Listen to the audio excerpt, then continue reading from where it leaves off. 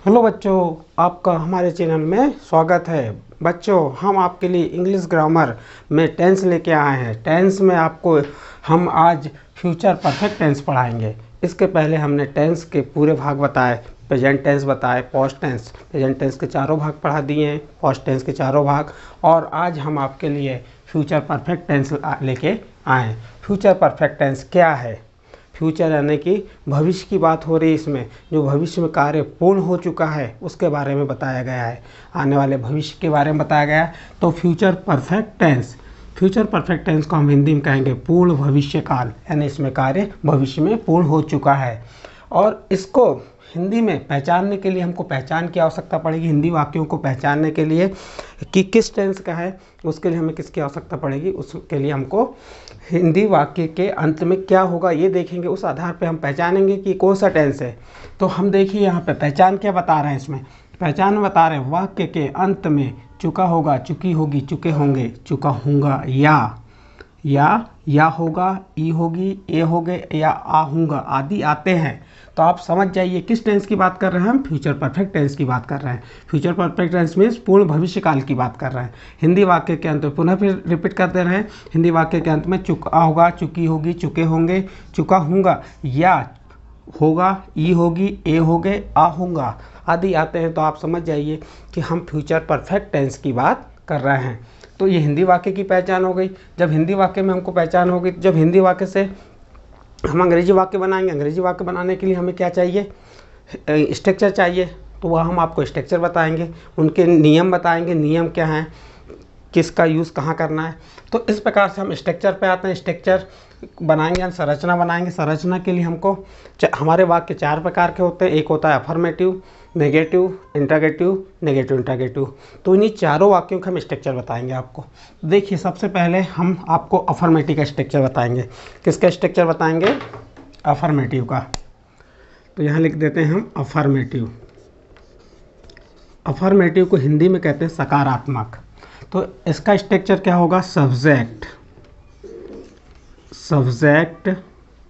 Plus verb की subject plus will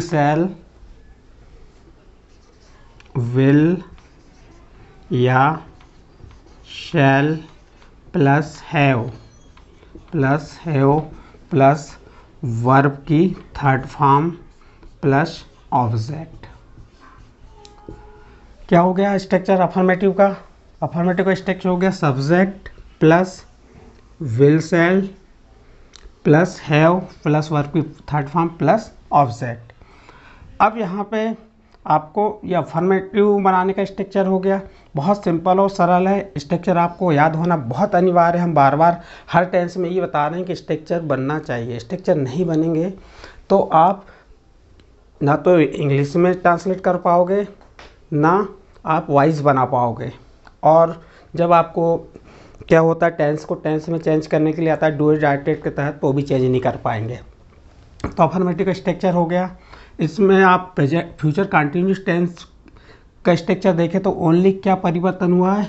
have आया, verb की थर्ड फॉर्म, उसमें बी था, वर्ब की फर्स्ट फॉर्म और आईएनजी था। और फ्यूचर परफेक्ट टेंस में विल शैल के बाद हैव लग जाएगा। ठीक है, ये अफर्मेटिव का स्ट्रक्चर हो गया नंबर 1। नंबर 2 नेगेटिव मीन्स होता है नकारात्मक, जहाँ नहीं का बोध होता है। तो उसका स्ट्रक्चर बनाएंगे। तो उसमें भी आपका सब्जेक्ट पहले आएगा, सब्जेक्ट के बाद हेल्पिंग वर्ब कौन सी आएगी? विल या शैल plus not plus have plus verb की थर्ड फॉर्म प्लस ऑब्जेक्ट। यदि आपको अफर्मेटिव का स्ट्रक्चर बन जाता है तो नेगेटिव का स्ट्रक्चर बनाना बहुत आसान है। नेगेटिव का स्ट्रक्चर क्या है? ओनली आपकी जो हेल्पिंग वर्ब विल या शैल है उसके बाद आप नॉट लगा देंगे तो क्या बन जाएगा? नेगेटिव बन जाएगा। इसके बाद थर्ड देखिए इंट्रागेटिव। इंट्रागेटिव मीन्स होता है प्रश्नवाचक वाक्य। इंट्रागेटिव मीन्स होता है प्रश्नवाचक वाक्य। तो प्रश्नवाचक वाक्य में प्रश्न किया जाएगा। तो किस टाइप से बनेगा? देखिए इसका स्ट्रक्चर तो जब इंट्रागेटिव बनाते हैं तो हेल्पिंग वर्ब कहाँ आ जाती है, शुरू में। तो विल शुरू में आ गया, विल या शैल plus subject plus have plus verb की थर्ड फॉर्म प्लस ऑब्जेक्ट और लास्ट में प्रश्नवाचक चिन्ह। ये किसका बन गया, इंट्रागेटिव का स्ट्रक्चर बन गया। तो इंट्रागेटिव का स्ट्रक्चर जो हेल्पिंग वर्ब है कहाँ शुरू में आ जाती है, जो आपकी हेल्पिंग वर्ब विल शैल है कहाँ जाएगी, शुरू में, उसके बाद subject plus have plus verb की third form plus object plus प्रश्नवाचक चिन्ह। बस चेंजेस ये हुआ कि हेल्पिंग वर्ब शुरू में आ गई और लास्ट में प्रश्नवाचक चिन्ह। तो ये किसका बन गया, इंट्रागेटिव का बन गया। फोर्थ नंबर देखिए, नेगेटिव प्लस इंट्रागेटिव। इसका हिंदी में होगा ये नकारात्मक वाक्य एवं सकारात्मक वाक्य, और नकारात्मक और प्रश्नवाचक वाक्य दोनों रहेंगे इसमें। तो अब इसका स्ट्रक्चर क्या बनेगा देखिए। तो पहले इंट्रागेटिव के लिए हमको विल शैल सामने ला दिए, विल शैल आ गया, फिर प्लस सब्जेक्ट आ जाएगा और सब्जेक्ट के बाद हम क्या लगा देंगे, नॉट। तो नेगेटिव बन गया, फिर प्लस हैव प्लस वर्ब की third form plus object plus प्रश्नवाचक चिन्ह। इस प्रकार से हमने किसका बना दी ये स्ट्रक्चर, नेगेटिव इंट्रागेटिव का। तो ये आपके 4 स्ट्रक्चर बता दिए हमने। फिर पुनः एक बार हम रिपीट करते रहे, फ्यूचर परफेक्ट टेंस मीन्स क्या होता है, पूर्ण भविष्यकाल। इसकी हिंदी में पहचान क्या आएगी, चुका होगा, चुकी होगी, चुके होंगे, चुका होऊंगा, या होगा, ई होगी, ए होगे, आ होऊंगा। तो ये हिंदी में पहचान हो गई। जब हिंदी वाक्य को इंग्लिश में ट्रांसलेट करना तो उसके लिए हमको स्ट्रक्चर की आवश्यकता पड़ेगी। तो उसका स्ट्रक्चर बताए तो हमारे वाक्य कितने बनेंगे, 4। एक अफर्मेटिव बनेगा, दूसरा नेगेटिव इंट्रागेटिव, नेगेटिव इंट्रागेटिव। तो इन स्ट्रक्चर इनके क्या बने, अफर्मेटिव का स्ट्रक्चर बना subject plus will shall plus have plus verb की थर्ड फॉर्म प्लस ऑब्जेक्ट। फिर नेगेटिव क्या बना, subject plus will shall plus not plus have plus verb की थर्ड फॉर्म। फिर इंट्रागेटिव क्या बना, विल शैल हेल्पिंग वर्ब शुरू में आ गई plus subject plus have plus verb की third form plus object plus प्रश्नवाचक चिन्ह। और नेगेटिव इंट्रागेटिव स्ट्रक्चर क्या बन गया, will shall plus subject plus not plus have plus verb की third form plus object plus प्रश्नवाचक चिन्ह। इस प्रकार से चारों के स्ट्रक्चर बता दिए। अब हमारे सामने प्रॉब्लम ये आएगी, क्या प्रॉब्लम आएगी कि जैसे यहाँ पे हमने विल या शैल लिखे, दोनों एक साथ लगेंगे, नहीं, कोई भी एक लगेगा, विल लगेगा या शैल। तो हमने आपको नियम सिंपल फ्यूचर टेंस से बताए थे। सिंपल फ्यूचर टेंस से क्या बताए थे हमने आपको, आई वी के साथ क्या आएगा, शैल आएगा, आई वी के साथ क्या आएगा, शैल। बाकी जितने भी आपके नाउन है, प्रोनाउन है, ओनली आई वी को छोड़ के बाकी जितने भी नाउन या प्रोनाउन है उसके साथ विल आएगा। तो ये इसके क्या हो गया, स्ट्रक्चर, संरचना हो गए। नियम में बस इतना ही है कि आई वी के साथ शैल आएगा, बाकी जितने भी हैं उनके साथ क्या आएगा, विल आएगा। ठीक है बच्चों, यहाँ पे हमने आपको संरचना पूरी कर दी है, नियम बता दिए, पहचान बता दिए। अब इसके बाद हम इसके जो हिंदी वाक्य से अंग्रेजी में चेंज करना बताएंगे, कैसे चेंज करते हैं। अब इसके हम आपको एग्जांपल बता रहे हैं। अभी आपको पहचान बता दिए थे, पहचान के बाद स्ट्रक्चर बताए थे। अब उसके हम कुछ एग्जांपल लेके आए हैं जो छोटे से रूप में है। इसके आधार पे आप बहुत से एग्जांपल बना सकते हैं। ओनली आपको हम 6 एग्जांपल बता रहे हैं। इस 6 एग्जांपल के आधार पर देखिए, पहला एग्जांपल है, मैं पुस्तक पढ़ चुका हूँगा। तो आखिरी में क्या आ गई है, हूँगा। तो आप पहचान जाइए कि कौन से टेंस की बात कर रहे हैं हम, फ्यूचर परफेक्ट टेंस की। अब फ्यूचर परफेक्ट टेंस की पहचान है तो वह है क्या, अब सेंटेंस अफर्मेटिव है, नेगेटिव है, तो ये सेंटेंस अफर्मेटिव है, नेगेटिव नहीं है, इंटरोगेटिव भी नहीं है, क्योंकि मैं पुस्तक पढ़ चुका हूँगा। तो ये अफर्मेटिव सेंटेंस है। तो अफर्मेटिव का स्ट्रक्चर हमने आपको बताया था। अफर्मेटिव का स्ट्रक्चर क्या हो गया था, सब्जेक्ट प्लस सब्जेक्ट के बाद क्या आ गया, विल या शैल प्लस हैव प्लस वर्ब की थर्ड फॉर्म प्लस ऑब्जेक्ट। ये इसका स्ट्रक्चर बताए थे हमने आपको अभी कि अफर्मेटिव का स्ट्रक्चर ये बताए थे, सब्जेक्ट प्लस विल या शैल प्लस हैव प्लस वर्ब की थर्ड फॉर्म प्लस ऑब्जेक्ट।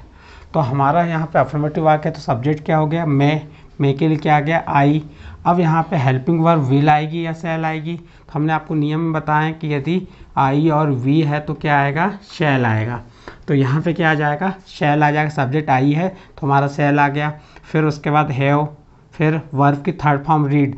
तो रीड के 3 रूप होते हैं, रीड, रेड और रीड। समथिंग तीनों रूप इसके सेम होते हैं, स्पेलिंग वही रहती है, बस इसको रेड पढ़ते हैं हम, रीड, रेड, रेड। तो ये इस प्रकार से इसके थर्ड रूप आ गया रीड। और यहाँ ऑब्जेक्ट क्या हो गया, द बुक। तो क्या बन गया, I shall have read the book. मैं पुस्तक पढ़ चुका हूँगा। इंग्लिश में क्या होगा, I shall have read the book. अब यदि इसको कहता है या अफर्मेटिव था, नेगेटिव की बात करता है, इसमें नहीं का वो आता है कि मैं पुस्तक पढ़ नहीं चुका हूँगा। तो यहाँ पर नहीं आया तो आपको कुछ नहीं करना। नेगेटिव वाक्य में ये हेल्पिंग वर्ब है, शैल के बाद नॉट लगा देंगे तो नेगेटिव बन जाएगा। यदि यही वाक्य आपको आता है इंट्रागेटिव में, क्या मैं पुस्तक पढ़ चुका हूँगा, तो आपको जो हेल्पिंग वर्ब है कहाँ पे लगा देंगे, शुरू में लगा देंगे। और जैसे shall I have read the book और प्रश्नवाचक चिन्ह लगा देंगे तो ये इंट्रागेटिव बन जाएगा। तो मैं आपको अफर्मेटिव वाक्यों में ही नेगेटिव इंट्रागेटिव बनाना बताऊंगा साथ में। तो इसका स्ट्रक्चर जब तक याद नहीं होगा तो आप बना नहीं पाएंगे इसे। अब देखिए सेकंड नंबर, तुम अपना भोजन ले चुके होंगे। स्ट्रक्चर वही होगा, क्या होगा, सब्जेक्ट प्लस विल या शैल प्लस वर्ब की फर्स्ट फॉर्म प्लस वर्ब की third form plus object. Sorry यहाँ पे रॉन्ग बता गया आपको, will subject will shall plus have plus verb की थर्ड फॉर्म प्लस ऑब्जेक्ट। तो यहाँ पे देखिए सब्जेक्ट क्या हो गया, तुम को इंग्लिश में कहते हैं यू। अब यू के साथ क्या आएगा, विल, क्योंकि हमने बताया ओनली आई और वी के साथ शैल आएगा, बाकी के साथ क्या आएगा, विल आएगा। तो यू विल हैव टेक का थर्ड रूप क्या होता है, टेकन। तो you will have taken your food. Your क्यों आया, अपना, यूअर तुम अपना, तो इसलिए यूअर फूड आया यहाँ पे। नेक्स्ट इसके बाद देखिए क्या हो गया इसका, you will have taken your food. फिर नेक्स्ट देखिए थर्ड क्या है, लड़के खेल चुके होंगे। लड़के मीन्स बॉयज़, तो द बॉयज़ विल क्यों आया, ओनली आईवी के साथ शैल आएगा, बाकी के साथ विल आएगा। तो the boys will have played. Play का थर्ड रूप आ गया। प्ले का थर्ड रूप क्या हो गया, सेकंड भी प्लेड होता है और थर्ड भी प्लेड होता है। तो इसका थर्ड रूप प्लेड आ गया। तो लड़के खेल चुके होंगे तो इसका इंग्लिश में क्या हो गया, the boys will have played. फिर देखो हम उसकी मदद कर चुके होंगे, तो हम के लिए क्या आ गया, वी के साथ शैल आएगा। तो वी शैल हैव, मदद को हेल्प कहते हैं, और थर्ड फॉर्म आ गई हेल्प्ड हिम, उसकी के लिए आ गया हिम। तो हम उसकी मदद कर चुके होंगे तो इसका क्या बनेगा, will shall have helped him. वह पतंग बना चुका होगा, वह पतंग बना चुका होगा, वह के लिए ही आ गया, ही के साथ विल आएगा। फिर हैव मेड, मेड का थर्ड फॉर्म क्या होती है, मेड द काइट। वह पतंग बना चुका होगा, क्या होगा, he will have made the kite. इसका 6 नंबर देखिए, सूर्य निकल चुका होगा, तो the sun will have risen. Rise का थर्ड फॉर्म क्या होता है, राइजन। तो इस प्रकार से ये आपके 6 बनाए। अब हमको इन्हीं 6 में हमको नेगेटिव बन जाना चाहिए। तो हम नेगेटिव कैसे बना लेंगे, यदि इसका नेगेटिव बनाने को आता है, मैं पुस्तक पढ़ चुका हूँ, इसका नेगेटिव क्या होगा, शैल के बाद नॉट लगा देंगे। तुम अपना भोजन ले चुके होगे, ये अफर्मेटिव में इसका नेगेटिव क्या बन जाएगा, ये विल के बाद नॉट लग जाएगा, इसमें इस विल के बाद नॉट लग जाएगा, यानी कि हेल्पिंग वर्ब के बाद नॉट लगा देंगे तो आपका क्या बन जाएगा, नेगेटिव। और इंट्रागेटिव बनाना है तो आपको स्ट्रक्चर बताया था हमने इंट्रागेटिव का, will shall plus subject plus have plus verb की थर्ड फॉर्म प्लस ऑब्जेक्ट। तो ये इसका स्ट्रक्चर हो जाता है। स्ट्रक्चर के आधार पे हम इसको इंट्रागेटिव, तो इंट्रागेटिव बनाने के लिए क्या करना पड़ता है, हमारी हेल्पिंग वर्ब जो होती है वो कहाँ जाएगी, सामने आ जाएगी। और उसके बाद सब्जेक्ट, जैसे इसका हम बनाते हैं, क्या तुम अपना भोजन ले चुके हो गए तो क्या के लिए यहाँ विल सामने आ जाएगा, will you have taken your food. या इसको बनाते हैं, क्या वह पतंग बना चुका होगा, तो क्या आ जाएगा, will he have made the kite, और प्रश्नवाचक चिन्ह। इस प्रकार से आप इसको affirmative, negative, interrogative, negative interrogative बना सकते हैं। तो यहाँ पे आपका फ्यूचर परफेक्ट टेंस समाप्त होता है। अब आने वाले वीडियो में हम आपके लिए फ्यूचर परफेक्ट कंटिन्यूअस टेंस लेके आएंगे और यहाँ पे उसके बाद हमारे टेंस की समाप्ति हो जाएगी। ठीक है बच्चों।